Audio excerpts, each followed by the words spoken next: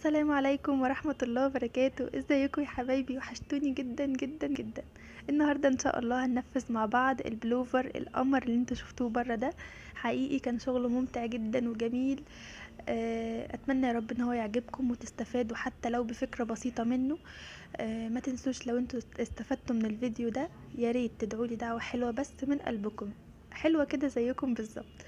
ولو انتوا حابين تشوفوا اي فيديوهات تانية بنزلها ما تنسوش ان انتوا تشتركوا في القناة وتفعلوا زر الجرس، ويا سلام بقى لو عملتوا لايكات بجد هكون مبسوطة جدا جدا. زي ما انتوا شايفين انا استخدمت خيط كارما. الحقيقة انا استخدمت 3 خيوط في الفيديو ده. استخدمت خيط كارما، استخدمت خيط اليس كلاسيك، استخدمت كمان خيط اللي هو لندن اللي هو الستوك. تمام، هما بصراحة كانوا عندي فقلت ليه ما اعملش ميكس كده خيوط مع بعض واطلع لكم حاجة حلوة كده تستفادوا وتعملوها ويبقى مشروع بالنسبة لكم حلو قوي. كمان استخدمت ابر الكروشيه مقاسات مختلفة لان انا هشتغل البلوفر ده على فتلتين عشان يبقى تقيل كده ويدفي يعني. فلو انتوا حابين تشتغلوه على فتلة واحدة مفيش اي مشكلة. تمام، فانا استخدمت دلوقتي خيط كارما زي ما انتوا شايفين كده، هو الشلة 100 جرام. هو الخيط حلو وكمان في خيوط نازلة ضد الوبرة حلوة قوي. استخدمت ابرة مقاس 6 وكمان استخدمت ابرة مقاس 5. هقول لكم هنستخدمهم في ايه بالظبط. ودي كانت ابرة اعتقد كانت مقاس 3، مش فاكرة بالظبط بس انا ما استخدمتهاش برضو يعني. استخدمت ابرة 4.5 وابرة تنظيف وماركر. فسامحوني لو الصوت مش حلو او الصورة كمان مش واضحة قوي. ان شاء الله الفيديوهات اللي جايه هتكون يعني بماتيريال اعلى من كده. وكمان هستخدم مازورة علشان اقيس الحاجه اللي انا هعملها، يعني يطلع المقاس مظبوط. المقاس ده هيكون اوفر سايز، يعني مش عايزاه مقاس الايد بالظبط او مقاس الظهر بالظبط، لا انا عاملاه واسع شويه.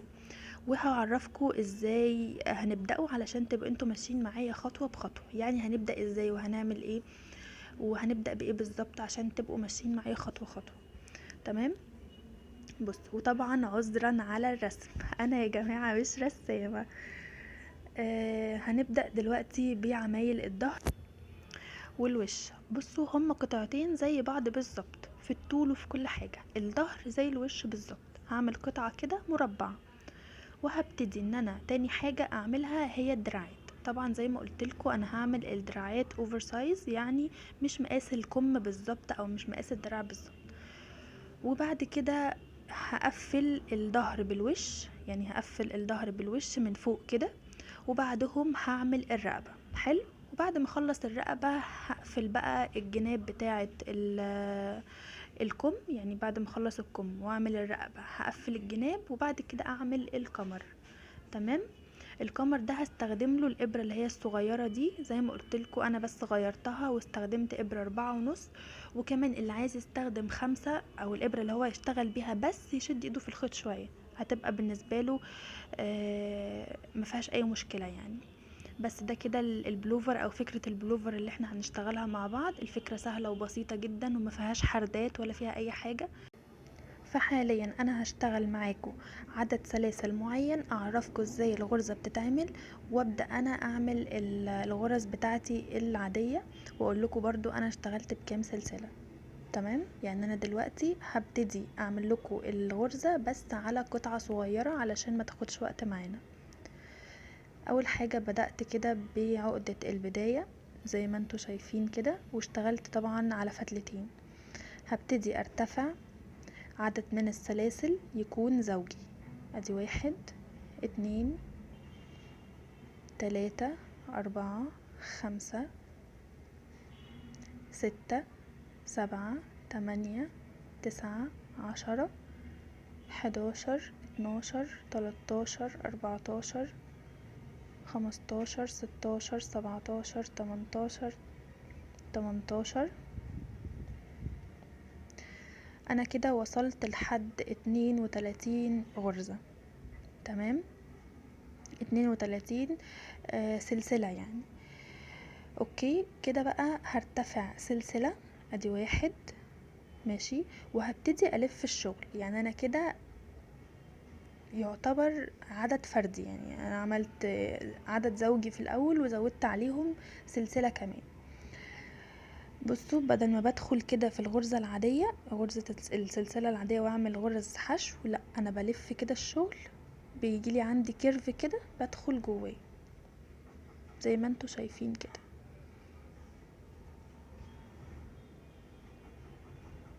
بالشكل ده بيبقى عندي سلسلتين. هعيدها لكم تاني. بندخل كده في الكيرف، ماشي، وتاخدوا بالكم، وبعمل غرزة حشو عادية خالص. بدخل في الكيرف كده، ماشي، واسحب الخيط. بقى معايا حلقتين بسحبهم واخرج من حلقتين. بدخل في الكيرف كده. معلش، هي بس الحتة دي بحقيقي اللي متعبة بس شوية، بس يعني عادية، يعني هتعدوها وتعملوا غرزة حشو. ندخل في الكيرف كده ونعمل غرزة حشو. وما تشدوش ايديكم في الشغل وانتوا بتشتغلوا، عشان يبقى الشغل طالع معاكم خفيف وفلافي كده، مش مشدود وناشف. وبنبتدي نشتغل بنفس الطريقة. بصوا بقى عشان يبقى شكلها عامل ازاي. يبقى شكلها كده لطيف وظريف من تحت، يعني ما يكونش شكلها مش حلو، يبقى فوق زي تحت بالظبط. هبتدي اشتغل برضو على بنفس الطريقة كده على الكل. بدخل في الكيرف كده من ورا وبعمل غرزة حشو عادية خالص. بسحب الخيط وما بيبقى لي 2 على الابرة، بلف الخيط واسحبه من الحلقتين زي ما انتوا شايفين كده. بصوا اهو، دخلت كده وهسحب الخيط وهلف الخيط واخرج من الحلقتين. هكملهم بقى انا للاخر وارجع لكم تاني. ورجعت لكم تاني وكده خلصت السطر كله. تمام. هبتدي ارتفع 1 2، هرتفع سلسلتين وهلف الشغل بتاعي وهشتغل عمود بلفة. اقرب لكم كده. هبتدي، يعني انا عملت سلسلتين وهلف الشغل وهبتدي اشتغل عمود بلفة في الحلقتين. من تحت الحلقتين كده هدخل من تحتيهم وهسحب الخيط. بقى معايا 3 حلقات على الابرة. هلف الخيط من حلقتين وهلف الخيط واطلعه من الحلقتين التانيين. تاني هلف الخيط على الابرة وهدخل من تحت الحلقتين دول كده زي ما انتوا شايفين. هدخل من تحتيهم واسحب الخيط. بقى معايا 3 حلقات على الابرة. هلف الخيط واخرج من حلقتين وهلف الخيط واخرج من الحلقتين التانيين بالمنظر ده كده. تالت مرة هلف الخيط وادخل من تحت الحلقتين دول بالشكل ده، سهلة وبسيط. واسحب الخيط. هيبقى لي 3 حلقات. هلف الخيط واطلعه من 2 والف الخيط واطلعه من 2. نعملها مع بعض تاني.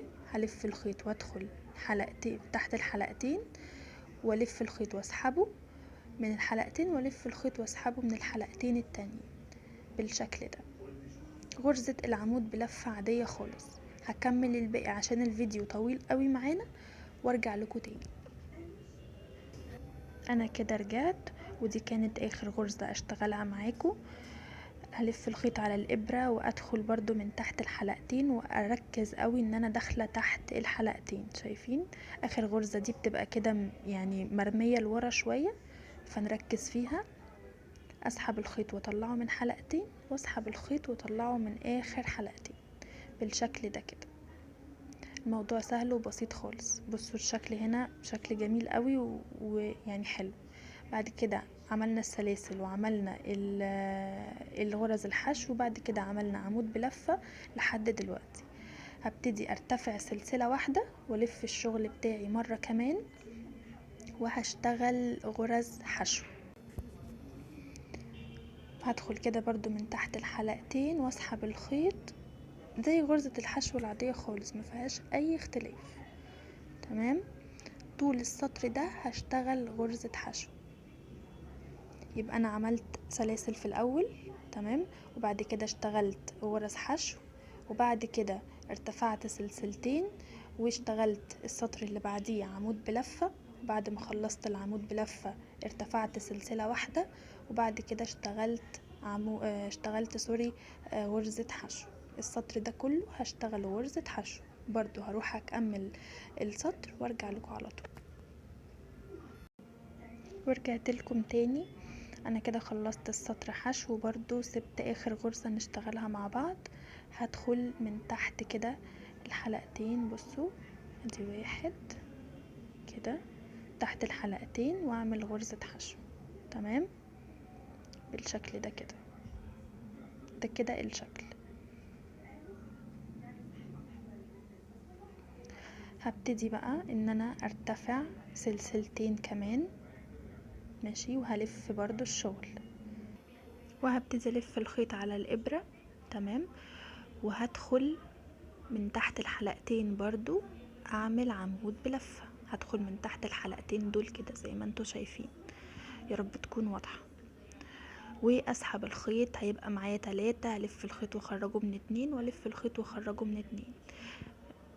بصوا، هعمل نفس الحركة مرة تانية في الغرزة اللي بعدها.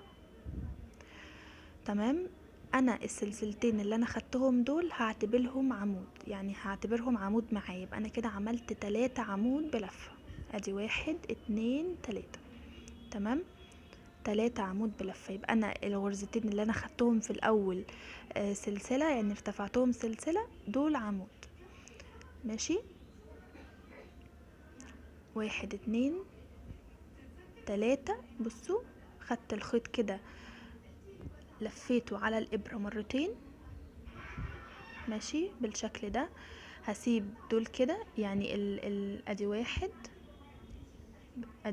2 3، وانا فوق سايبة 3. هدخل في رابع عمود من تحتيه كده. تمام.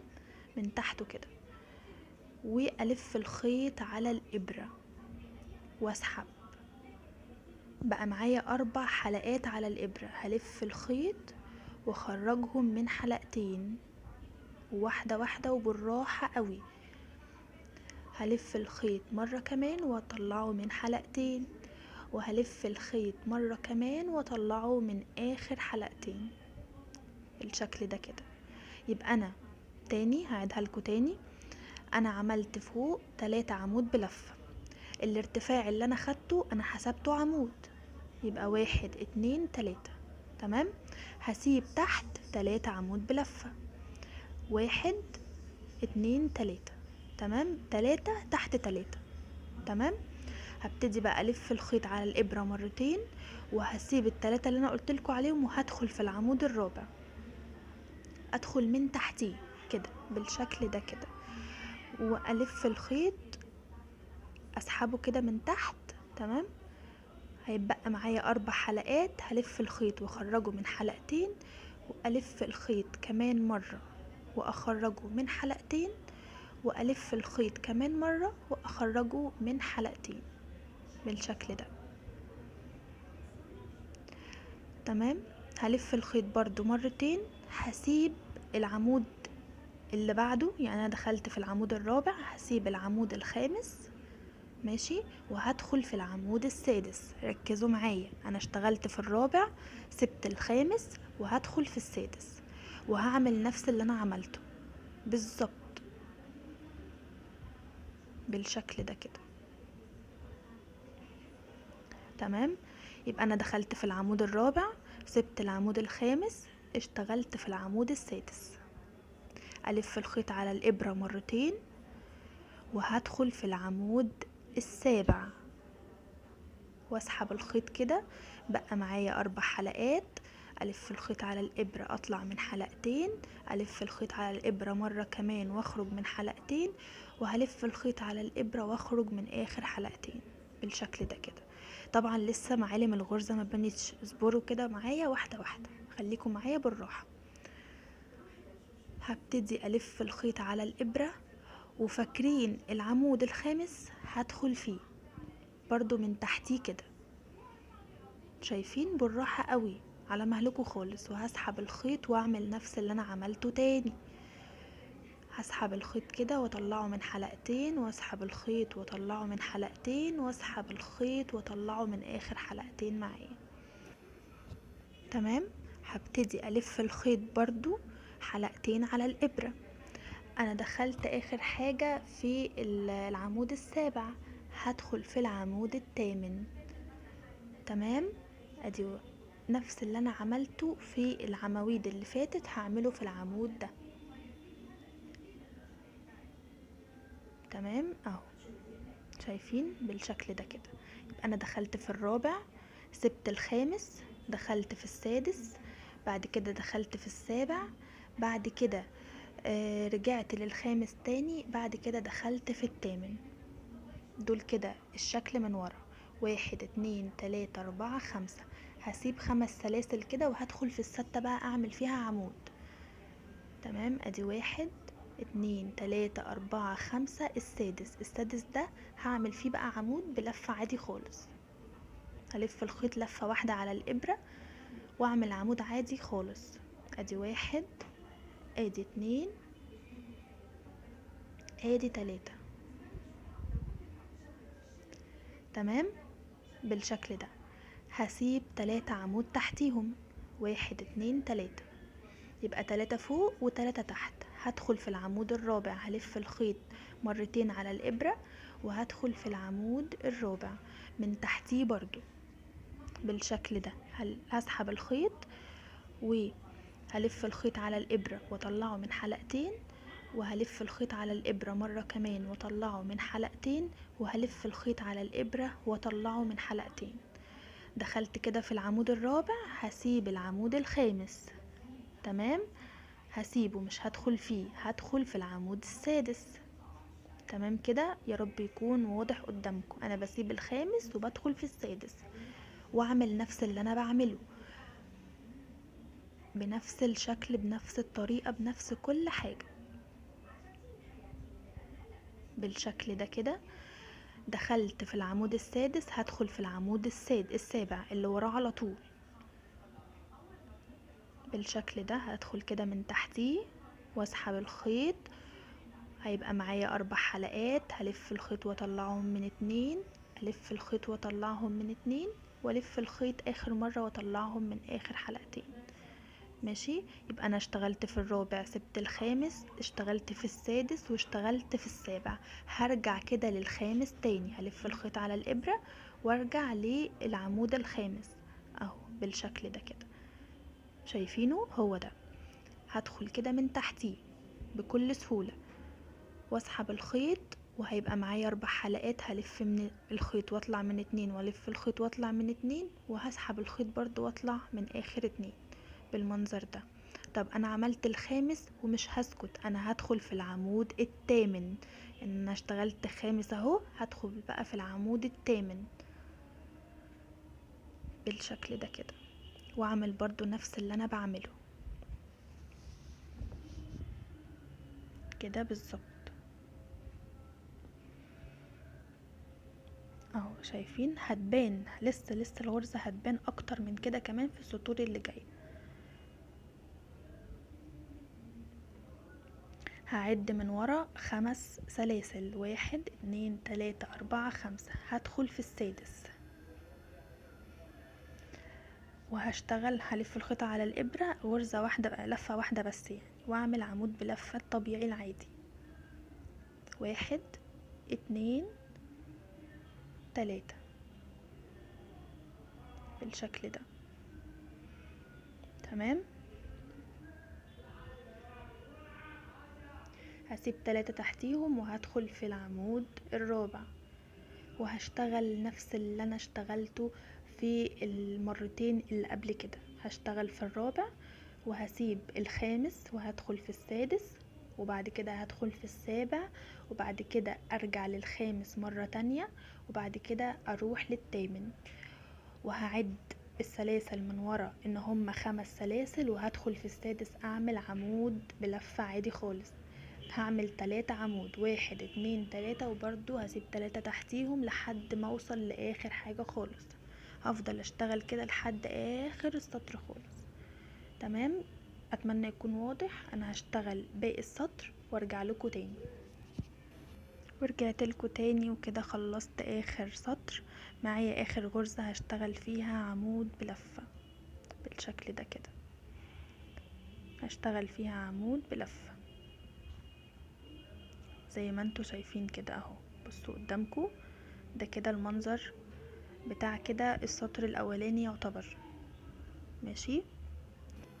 هعمل بقى سلسلة، ارتفع سلسلة والف الشغل بتاعي، وهشتغل في كل غرزة تحت الحلقتين كده هشتغل غرزة حشو بالشكل ده كده. هدخل تحت الحلقتين اسحب الخيط وبعد كده اعمل غرزة حشو بالشكل ده. السطر ده كله هيكون غرزة حشو. نركز مع بعض، السطر ده كله هيكون ايه؟ غرزة حشو.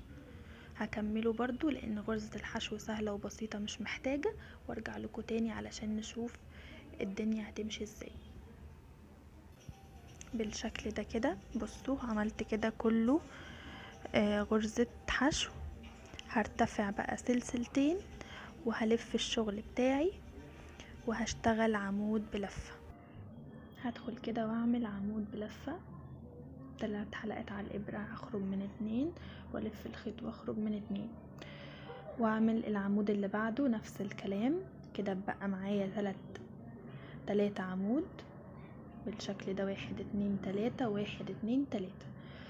بصوا بقى كده الموضوع بقى سهل بالنسبة لكم خالص.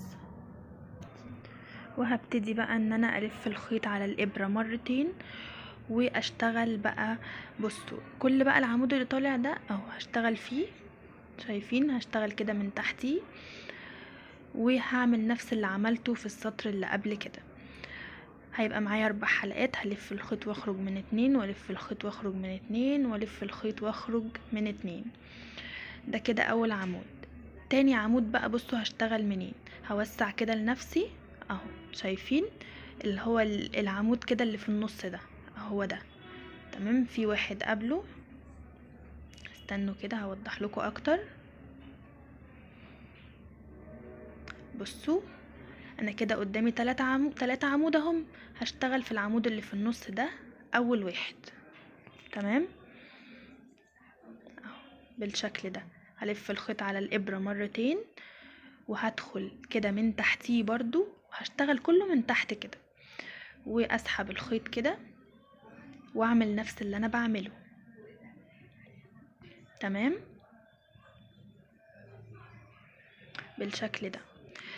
هدخل في العمود اللي بعده على طول اللي هو ده، وبرضو اسحب الخيط وهيبقى معايا 4 واخرج من 2 وبعد كده اسحب الخيط واخرج من 2 وبعد كده الف الخيط واخرج من 2. نفس اللي بعمله في كده. عمود كده سقط مننا في النص هندخل فيه وهنعمل برضو عمود اللي هو يعتبر يعني عمود بلفتين، يعني في عمود بلفة وفي عمود بلفتين، فاحنا بنعمل عمود بلفتين. هلف الخيط على الابرة واعمل عمود برضو في اخر بقى عمود معايا بالشكل ده كده. بصوا بقى الغرزة هتبتدي تبان ازاي، شايفين؟ يبقى انا كده بس هو اول سطر، وبعد كده بطلع بقى على الاشكال البارزة اللي موجودة عندي. هعد 5 وهدخل في السادس واعمل عمود عادي اللي هو العمود ابو لفة واحدة العادية خالص. 1 2 بالشكل ده كده، 3 حلو. وهلف الخيط مرتين على الابرة 1 2 وهدخل من تحت العمود الرابع ده اللي هو بارز معايا، هعمل عمود بلفتين بالشكل ده كده. وبعد كده هلاقي 3 عمود كده، هدخل في العمود اللي في النص، هدخل كده في العمود اللي في النص واعمل برضو عمود بلفتين بالشكل ده. وبعد كده هدخل في العمود اللي بعده على طول. سهل وبسيط، بس انتوا ركزوا معايا كله، يعني امشوا معايا خطوة بخطوة ان شاء الله تنفذوا الموديل ده وهيبقى احسن مني كمان. زي ما قلنا في عمود سقط كده في النص هنروح نجيبه ونعمله عمود بلفتين بالشكل ده. واسحب كده الخيط معايا واشتغل زي ما بشتغل العمود بلفتين كده. بقى معايا اخر عمود اهو ما اشتغلتوش، هشتغله حاليا اهو بنفس الطريقة بالشكل ده كده اهو. شايفين؟ بصوا بدأت تبان ازاي،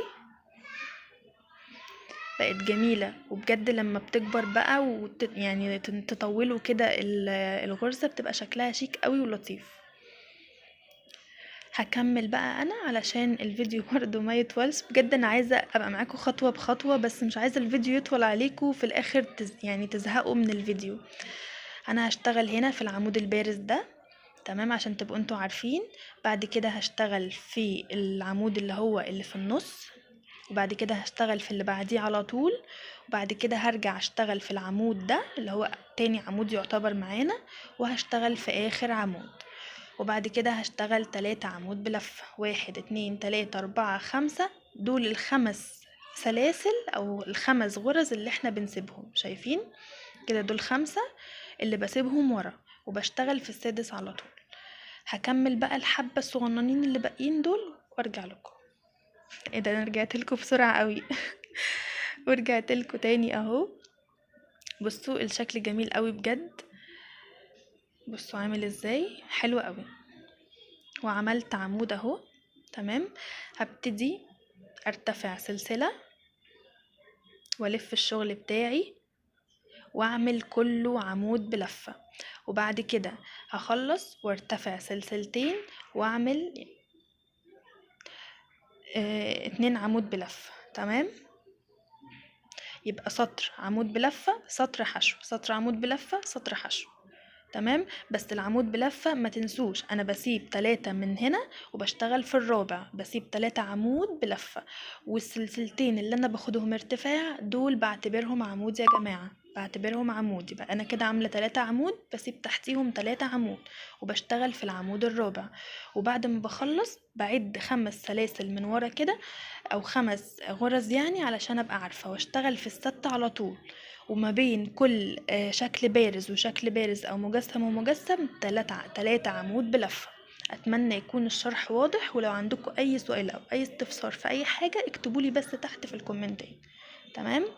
انا بقى كده هكمل بالطول المناسب بالنسبة لي والمقاس المناسب بالنسبة لي، وهرجع لكم على طول.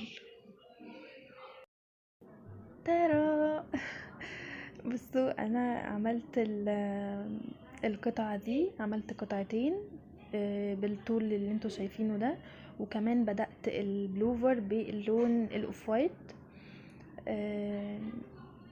بصوا الشكل الغرز جميل وانتوا ماسكين كده الخيط، بصوا فلافي ازاي،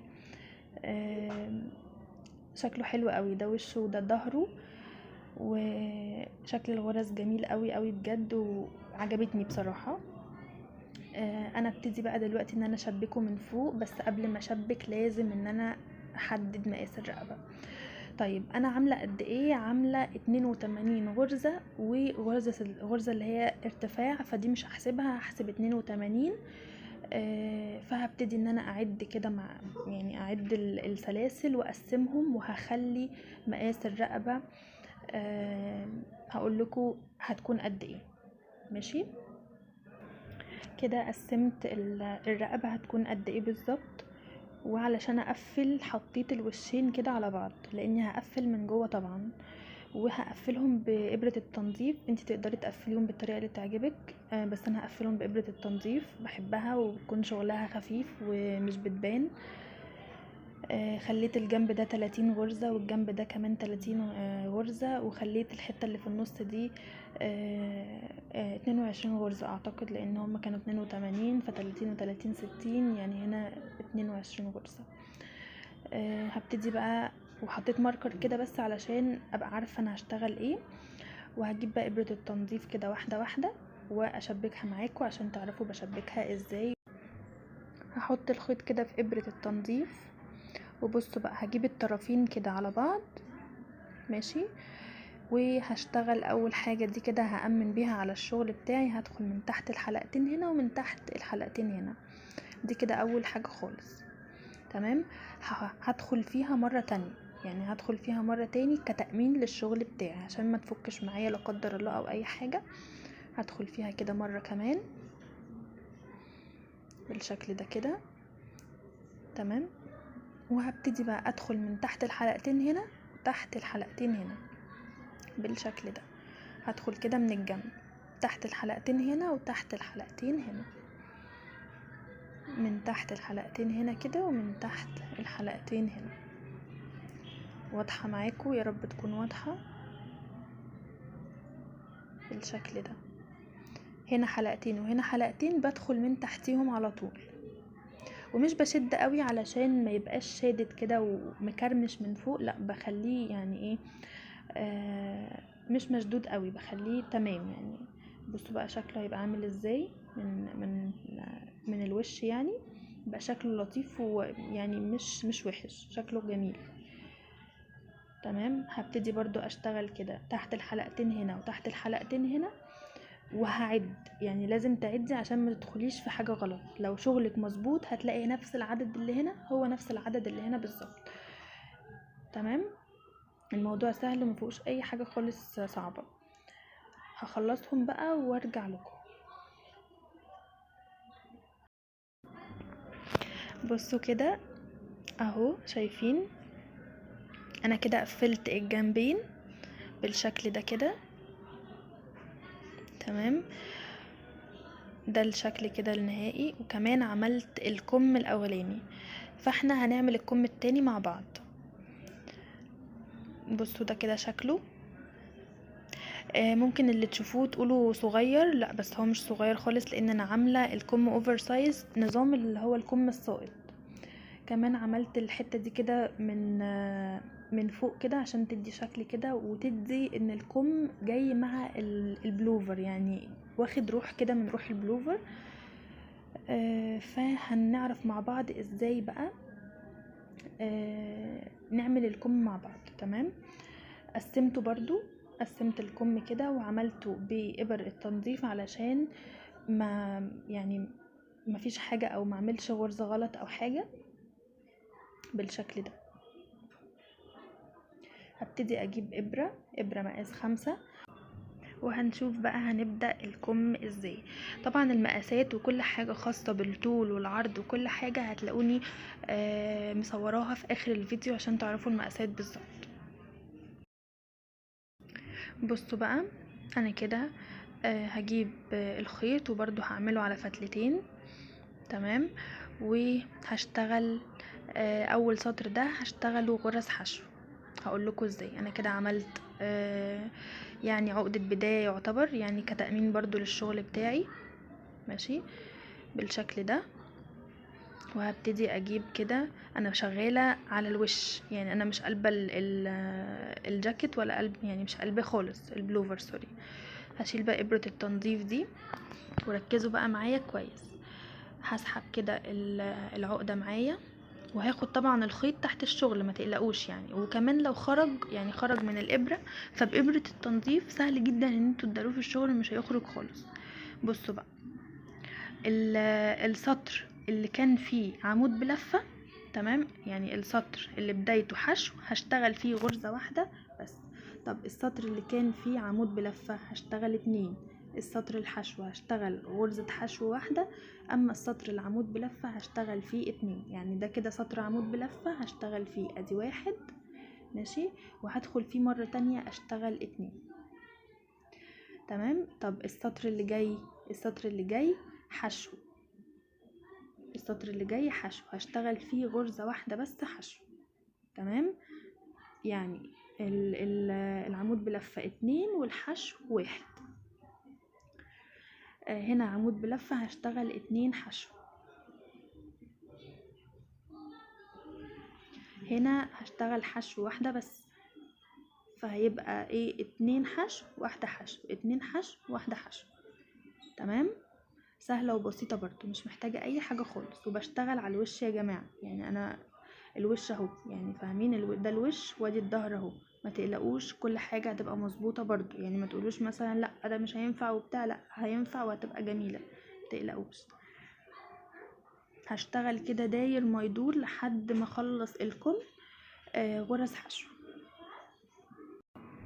بالشكل ده كده. كده 2 حشو. كده انا خلصت. هرتفع سلسلتين. خلصت كده سطر الحشو وهرتفع سلسلتين وهلف الشغل بتاعي. هلف الشغل تمام. وهشتغل عمود بلفة. هشتغل ايه؟ عمود بلفة. يبقى انا عملت اول سطر ده حشو، بعد كده هشتغل عمود بلفة. هشتغل كل السطر ده برضو كله عمود بلفة، ما تقلقوش، كله كده عمود بلفة. ادي 2. هلف الخيط وادخل كده من تحت الحلقتين واسحب الخيط. هيبقى معايا 3 حلقات. هلف الخيط واخرج من 2 وهلف الخيط واخرج من 2 بالشكل ده لحد ما اوصل برضو للاخر، وهرجع لكم تاني. بس خلينا نعمل غرزتين مع بعض كده بالشكل ده، عمود بلف. كل السطر هيكون عمود بلف. كده خلصت السطر خالص، فاضل بس اخر غرزة هدخل فيها عمود بلفة. زي ما قلت لكم اخر غرزة دي بتكون مرمية كده لورا، فما تنسوهاش. كده ده اخر عمود بلفة معايا. هرتفع سلسلة وهلف الشغل بتاعي. طبعا اللهم بارك البلوفر تقيل، يعني اللهم بارك عليه تقيل، لان انا عامله الخيط على فتلتين. هلف الخيط كده ماشي، وهبتدي اعمل حشو برضو السطر ده في كل الغرز. هشتغل غرز حشو. بصوا، ارتفعت السلسلة ولفيت الشغل وهشتغل غرزة حشو بالشكل ده كده تحت الحلقتين. بدخل من تحت الحلقتين وهشتغل غرزة حشو. انا كده جيت هشتغل معاكم الغرزة اللي قبل الاخيرة. ادي كده. بصوا المفروض دي كده الغرزة الاخيرة، بس لا، بصوا بقى، ده كده العمود الاول اللي احنا اشتغلناه ماشي. هشتغل فيه، يعني بصوا هشتغل، بصوا السلسلتين السلسلتين دول كده، الحلقة الخلفية والحلقة الامامية. انا هدخل بقى في حلقة، هدخل في النص كده واعمل غرزة حشو بالشكل ده، وهرتفع سلسلتين وهلف الشغل تاني بالشكل ده كده تمام. هلف الشغل معايا بالشكل ده. بصوا بقى، يعني انا دلوقتي يعني انا عملت كده حشو وعمود بلفة وحشو، وهشتغل حشو اهو، وهشتغل عمود بلفة بقى تاني. الف الخيط على الابرة، مش هدخل هنا، انا هدخل في تاني واحدة كده على طول. ان انا مش هدخل في نفس الغرزة، انا هدخل في الغرزة اللي بعدها على طول، وهشتغل عمود بلفة بالشكل ده كده.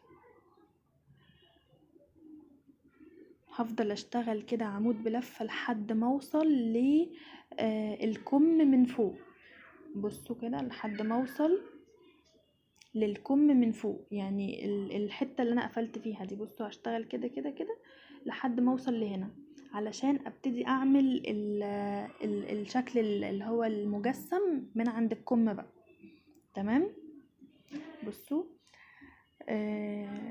انا حطيت كده الماركر ده في النص كده.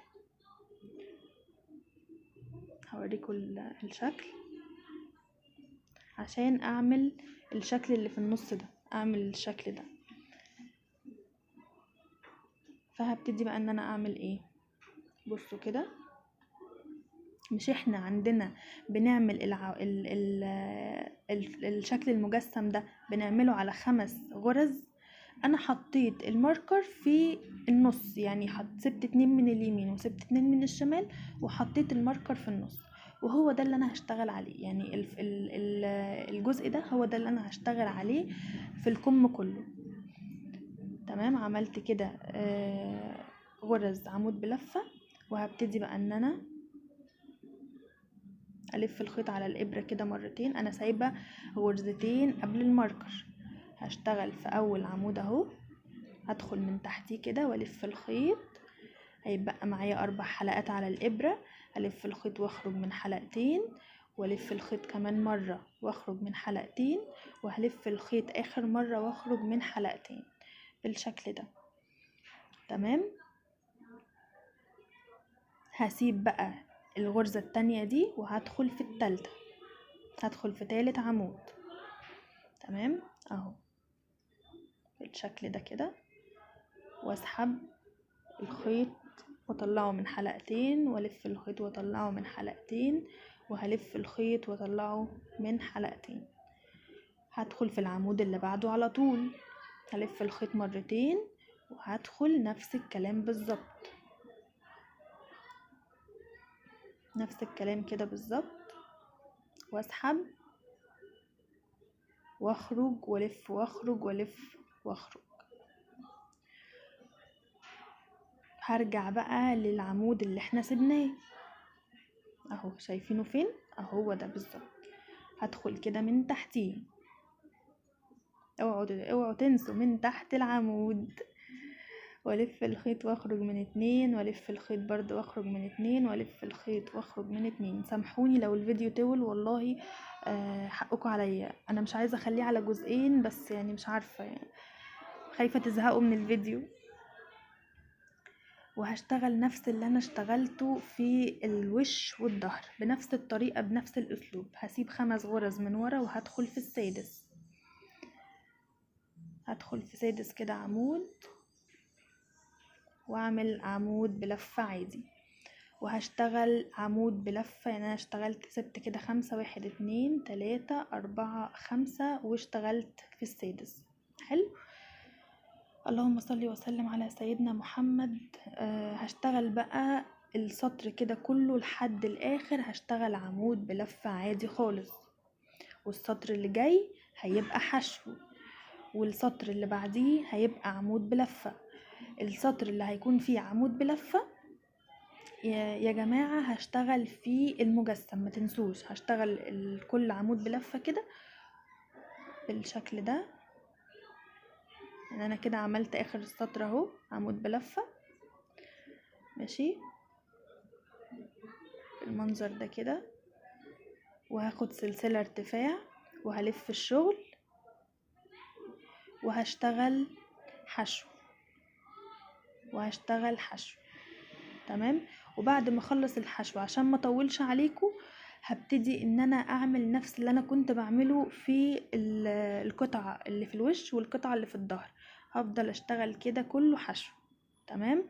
وبعد كده هرجع اشتغل عمود تاني اهو، هفضل اشتغل كده عمود تاني، وهرجع هنا هوب كده اصبر اشتغل هنا 1، وبعد كده اشتغل في العمود اللي هو التالت ده.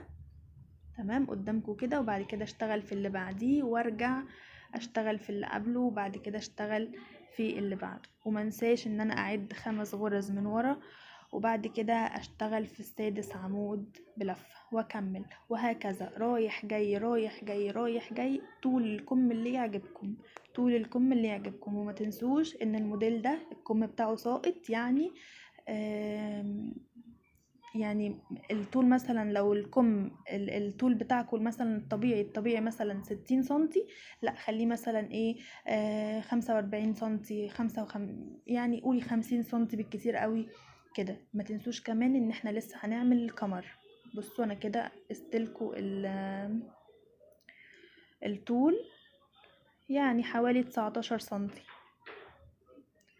فتحة الكم كده 19 سنتي اللي هو الكم من فوق. برضو لما اخلصه هتلاقيني برضو بقول لكم المقاسات بالظبط. ده حوالي 35 سنتي طول الكم، انا عاملاه حوالي 35 سنتي. عايزاه بالسطور يعني. عدي السطور زي ما انا عاملاها كده، وما تقلقيش ان شاء الله المقاس يظبط معاكي. تمام. وانا هكمل بقى الكم التاني وارجع لكم ان شاء الله. وكده خلصت طول الكم اللي انا عايزاه بالشكل ده كده. تمام. ده كده شكله. بالشكل ده. بصوا، وده كمان المجسم او اللي هو الشكل يعني البارز.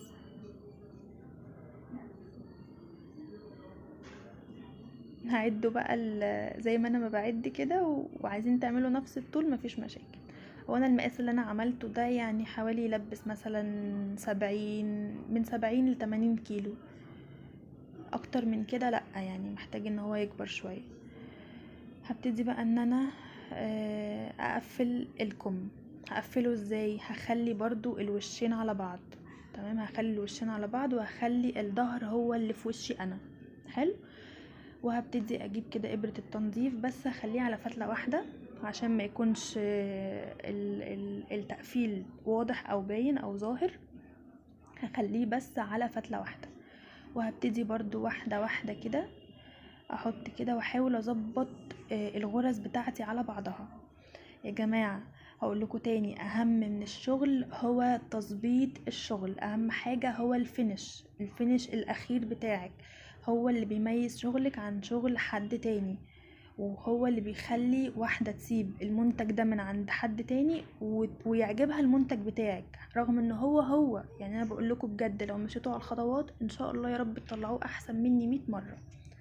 هبتدي كده احط الماركر بتاعي، ابقى عارفة انا هبدأ منين عشان ما اتلخبطش، واظبط كده، احاول اظبط الغرز بتاعتي ايه على ايه على ايه، واحط ماركر عشان لو لقيت الماركر الغرزة مش في مكانها اعرف ان انا كده غلطانة، واعيد نفس الكلام تاني، افك الخيط واعمله من اول وجديد. تمام. هشيل بقى الماركر كده اللي هو البداية بتاعتي، وهبتدي بقى اجيب ابرة التنظيف كده وهدخل. بصوا، هدخل كده من تحت برضو الحلقتين، وهنا من تحت الحلقتين، على قد ما اقدر اظبط الدنيا. لازم ادخل ده قصاد ده على طول. تمام. انا بربط بقى كده عشان يبقى شغلي متأمن، بربطه جامد وكويس قوي مرة واتنين وتلاتة. وبعد كده بداريه بقى بداري الطرف ده يعني بإبرة التنظيف برضو كويس قوي عشان ما يفكش معايا مهما حصل. وهبتدي اشتغل زي ما انا اشتغلت في التقفيل من ناحية الرقبة كده، هشتغل نفس الكلام بالظبط. شكل بالشكل ده. احاول اظبط ايه قصاد يعني الغرزة دي قصاد الغرزة دي، وابتدي اعمل بقى ايه زي ما عملت بالخطوات فوق. مش محتاجة يعني بصراحة، الموضوع سهل وبسيط.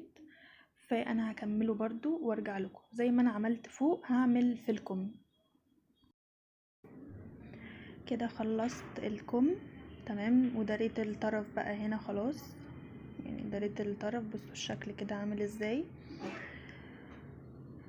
هاجي بقى بإبرة التنظيف اداري الطرف التاني ده، هدخل كده الخيط في إبرة التنظيف بالراحة. وبعد كده بقى هبتدي ادخل في بين الغرز بالشكل اللي انتوا هتشوفوه ده، بين الغرز كده على قد ما تقدري، وعلى قد ما تقدري خليها متنوعة براحتك يعني. بس انا عشان كده مأمنة الشغل فالحمد لله يعني مش هيفك معايا بإذن الله. وابتدي اشد كده واحدة واحدة وبالراحة، وادخل عكس كده بالشكل ده لحد ما اخلصه خالص، اداري الخيط ده كده كله خالص. تمام.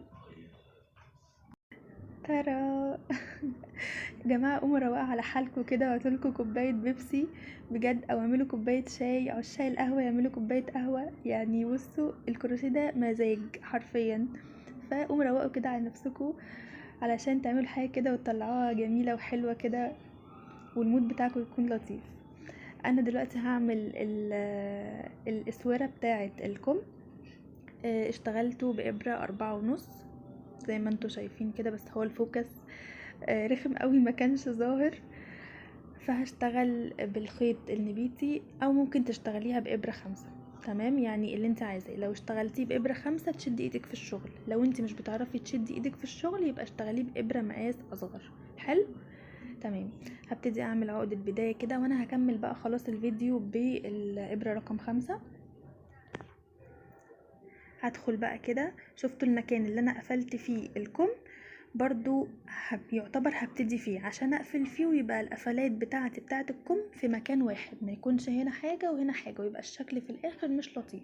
يبقى الشكل اللي انا قفلت فيه الكم هو اللي انا هبتدي فيه الاسوره، وهو اللي انا بقفل فيه. طيب انا بقى عايزه الكم يبقى منفوش شويه، ما يكونش منفوش قوي بس منفوش شويه. هبتدي اعمل كده، هاخد سلسله، وبعد كده هاخد سلسله تانية ارتفاع، وهبتدي بقى بصوا ادخل اعمل غرزه حشو. بصوا اقرب لكم كده، هعمل كده غرزه حشو. تمام. وبعد كده بصوا بقى هدخل منين، هدخل من هنا واخرج من الناحيه التانية. شايفين ده كده يعتبر حاجه اسمها تناقص. انا بقلل الغرز. بقلل الغرز يعني ايه؟ يعني باخد 2 في غرزة واحدة. هعمل غرزة حشو لوحدها، الغرزة اللي بعدها هعمل تناقص، هدخل كده كده واخرج من هنا. شايفين كده، واسحب الخيط واعمل غرزة حشو عادي. طيب انت عايزه الكم منفوش قوي، هتعملي ايه؟ هتعملي تناقص في كل الغرز. هتبصي تلاقي الكم لم قوي معاكي، مش لم قوي برضو، بس اللي هو هيديكي فوليوم كده وهيبقى شكله لطيف. بس انا هنا في الكم ده عملت غرزة حشو وبعد كده تناقص، غرزة حشو وبعد كده تناقص، على قد ما تقدري. طيب الخيط اللي باقي من النبيتي لو معرفتيش تدخليه في الشغل من ورا وانت بتشتغلي، مفيش مشكلة، سيبيلي الاخر، وبعد كده برضو بإبرة التنظيف داريه في وسط الشغل، مش هيقولك لا. فهعمل السطر ده كله حشو وتناقص، حشو وتناقص.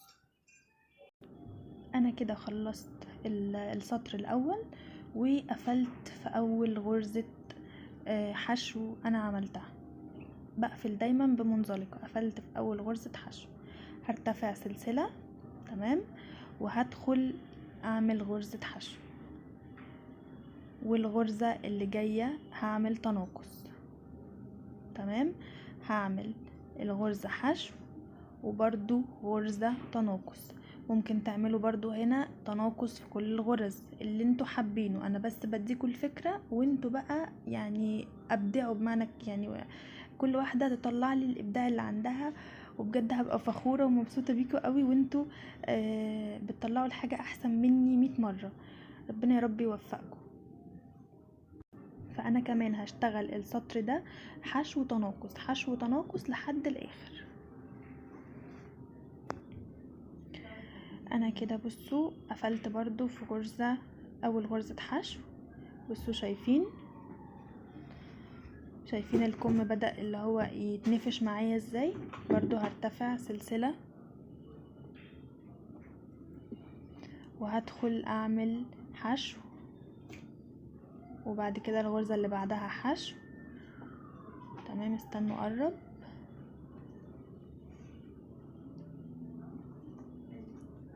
يبقى هعمل حشو حشو. تمام. وهبتدي اعمل تناقص. يبقى السطر ده هعمله حشو حشو تناقص، حشو حشو تناقص، حشو حشو تناقص. هنا حشو وهنا حشو وهنا تناقص، بالشكل ده كده. تمام. واكمل برضو بقية السطر على كده. كده وصلت للاخر، وبرضو قفلت في اول غرزة حشو. هرتفع بقى 1 2 3 4 5 6 7 8 8 سلاسل، وهبتدي بقى اعمل حشو. تمام. هعمل كده. بصوا جماعة بجد، يعني انا عارفة ان هو حاجة يعني ملهاش علاقة بالكروشيه، بس انا بحب احط الحنة قوي، وما بحبهاش عشان حاجة بتفضل يعني ايه، تخلص لحد ما بتعمل لي نقطة كده اللي هو رخمة قوي وما بحبهاش. معلش ان انا خرجت من الموضوع، بس انا بحب اتكلم معاكم يعني. هبتدي اعمل غرز حشو كده في كل الغرز اللي انا عملتها، يعني المفروض كده هيتبقى لي 7. تمام. لان انا عامله 8 غرز، فهيبقى كده 7 غرز. تمام. 1 2 3 4 5 6 7. ماشي. بصوا بقى هعمل ايه. بصوا انا طلعت منين، هدخل هنا نفس الحاجة اللي انا طالعة منها، يعني نفس الغرزة اللي انا طالعة منها هعمل غرزة منزلقة بالشكل ده كده. تمام. هاجي على الغرزة اللي جنبها وهعمل كمان منزلقة. يبقى انا لما برتفع بشتغل منزلقة في نفس الارتفاع ده، وبدخل في اللي بعدها اعمل منزلقة، وبعد كده اخد سلسلة عادية. ماشي.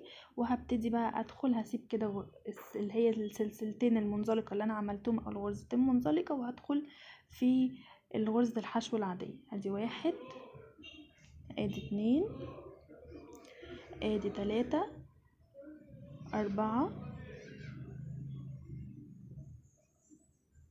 5 6. بصوا كده 7. تمام.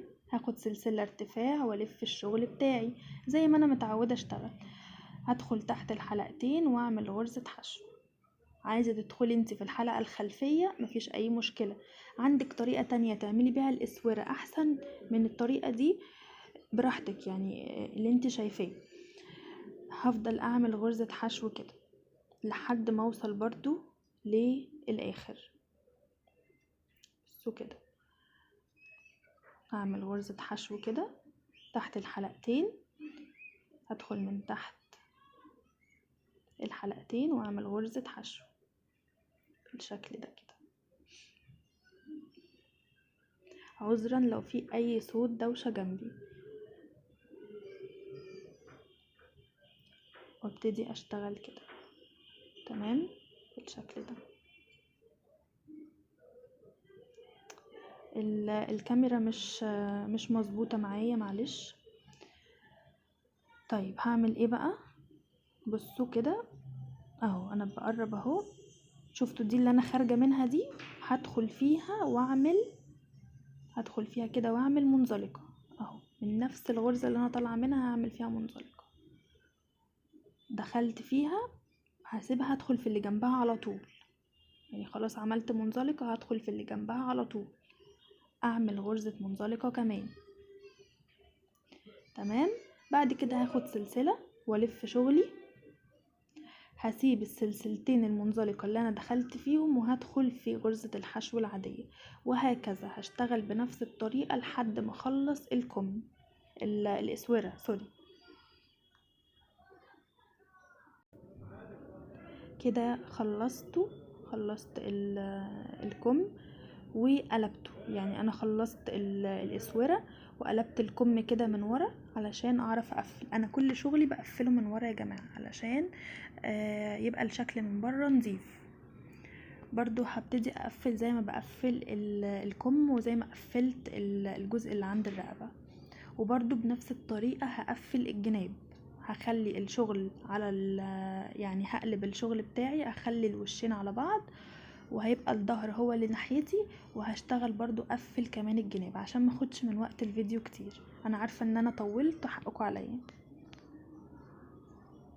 بصوا بس هنا الاختلاف، انا بدخل مش في الحلقتين، مش تحت الحلقتين هنا وتحت الحلقتين هنا، انا باخد الحلقه اللي من الناحيه دي مع الحلقه اللي قصادها من الناحيه دي وبشتغل فيهم، يعني الحلقه مثلا الخلفيه من الناحيه دي مع الحلقه الاماميه من الناحيه التانية. فاهمين قصدي؟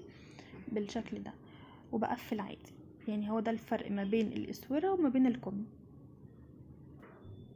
نيجي بقى للرقبه. انا زي ما قلت لكم كنت سايبه حوالي 22 غرزه. هشتغل الاوف وايت، بس انا هرجع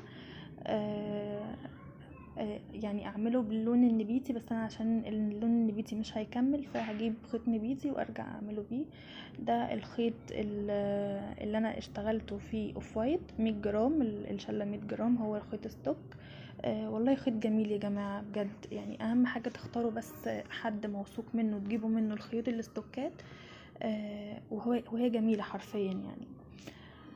اشتغلت برضو على فتلتين وابره مقاس 6 الشكل اللي قدامكم ده كده.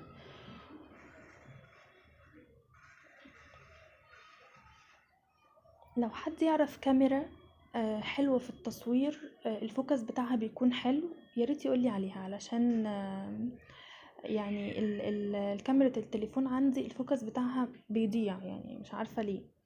هبتدي اعمل غرزة او عقدة البداية، سوري. ماشي، وهبتدي ان انا بقى ايه اشتغل كده. برضو هشتغل في الحرف اللي انا قفلت فيه، يعني انا بصوا بشتغل في الحرف كده اللي انا قفلت فيه، وبرضو على الوش. يعني انا كده ما قلبتش الشغل ولا حاجة. تمام، هبتدي كده اسحب العقدة بتاعتي واعمل سلسلة تأمين بالشكل ده، واخد سلسلة تانية وسلسلة تانية. يعني كده بعمل 3 سلاسل، سلسلة تأمين وسلسلتين ارتفاع. تمام، دي بقى الرقبة هتعتمد على غرزة البريد الأمامي والبريد الخلفي. ماشي، هدخل هنا كده تحت الحلقتين دول كده واعمل عمود بلفة. السطر اللي معايا ده كله هيبقى عمود بلفة. ماشي كده، هاخد سلسلة وهدخل تحت الحلقتين دول برضو، هاخد الشغل كده معايا، هاخد الخيط ده تحت الشغل معايا كده عشان اداريه، واعمل عمود بلفة. كان عاجبني قوي في الخيط ده القطع اللي هي زي تحسي زي الورد كده فيه، شكلها كان لطيف قوي بجد. هلف الخيط كده واعمل عمود بلفة في كل الغرز اللي هتقابلني لحد ما اوصل للاخر كده هشتغل عمود بلفة. تمام، بلف الخيط واخرج من حلقتين، وبعد كده الف الخيط واخرج من حلقتين، الف الخيط على الابرة مرة. تمام كده، هدخل اهو من تحت الحلقتين، الف الخيط وادخل من تحت الحلقتين واسحب الخيط كده معايا، هيبقى معايا 3. هلف الخيط واخرج من 2 والف الخيط واخرج من 2 بالشكل اللي انتوا شايفينه ده لحد ما اخلص السطر، وهرجع لكم على طول. كده خلصت السطر كله كده عمود بلفة. هقفل فيه، بصوا كده، هقفل كده اهو.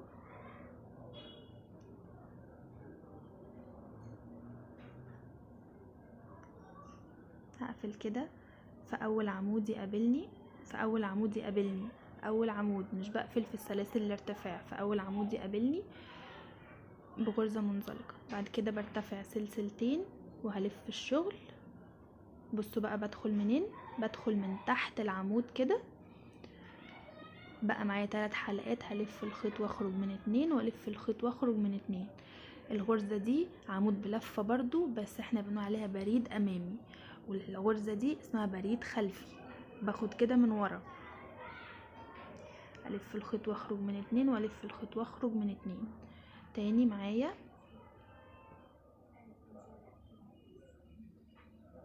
بلف الخيط على الابرة كده مرة واحدة، بدخل كده من تحت العمود واشتغل عمود كده بلفة عادي، الف الخيط وادخل من كده من ورا كده، بجيبها من ورا بالشكل ده كده.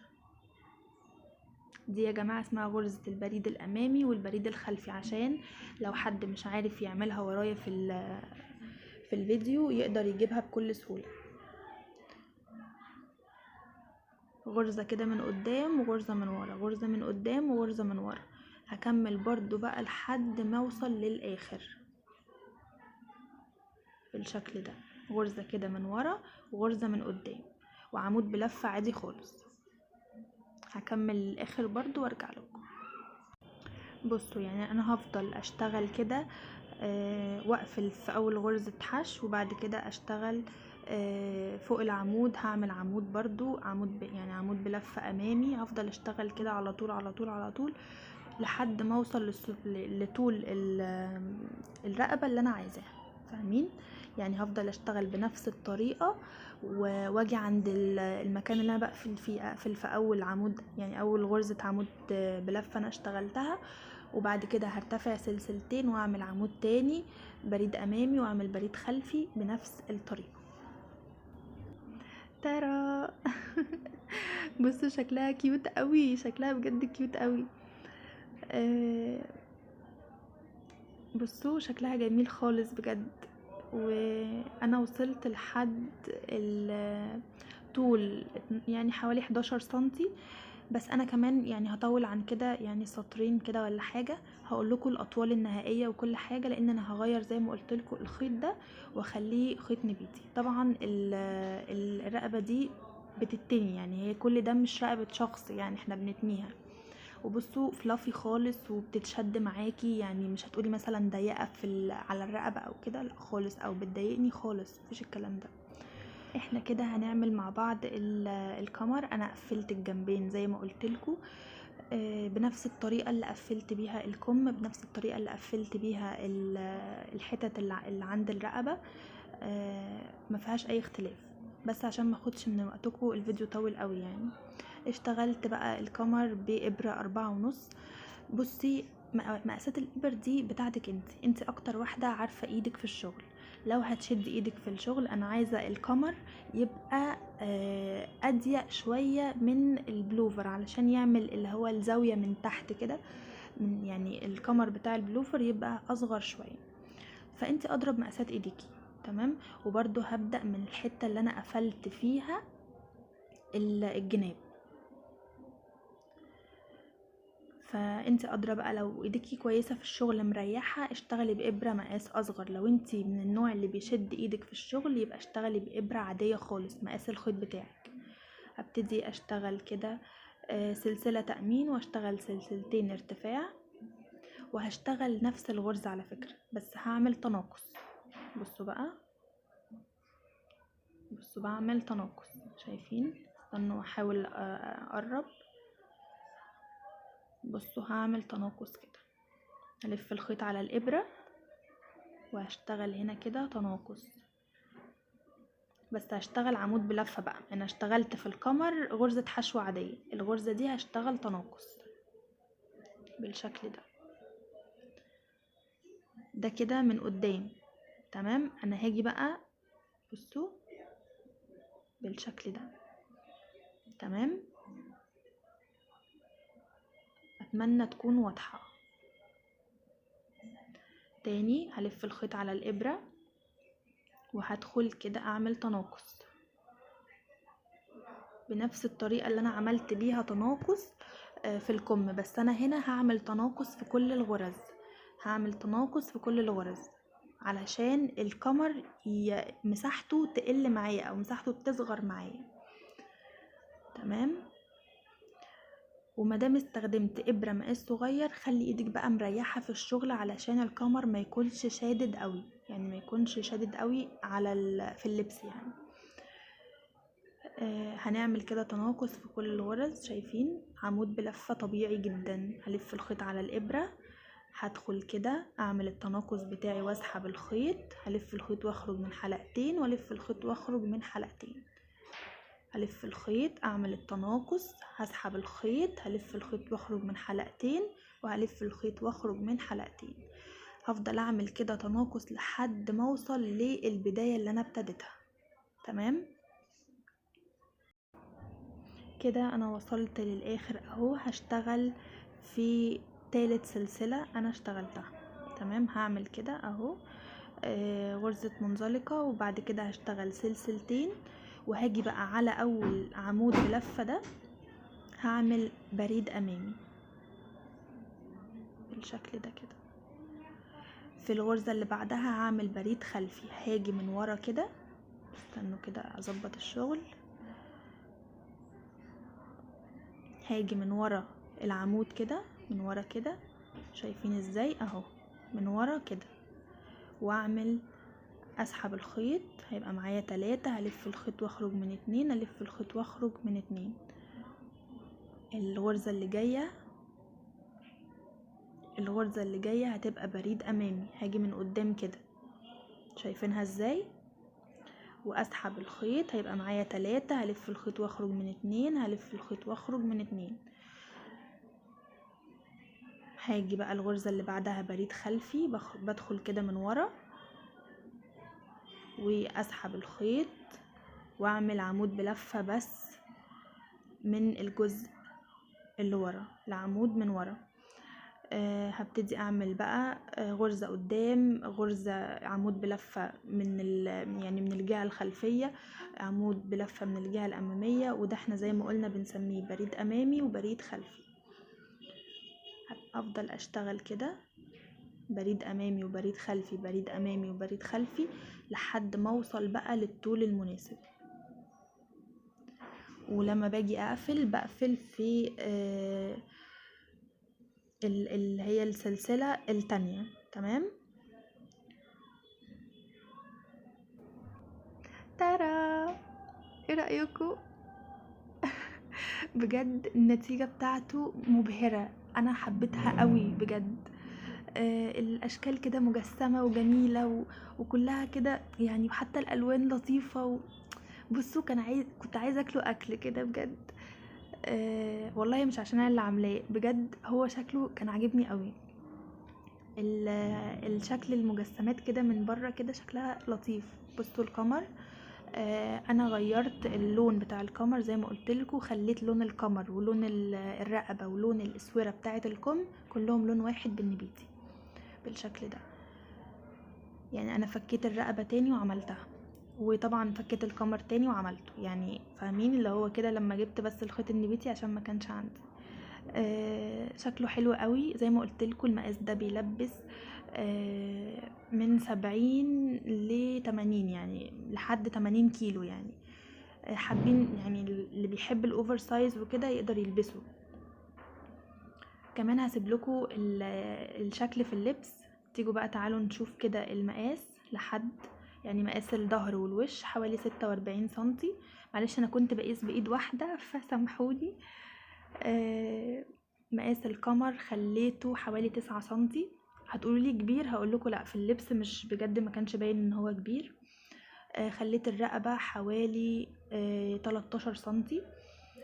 لما عملتها وجيت يعني تنتها لقيتها صغيره.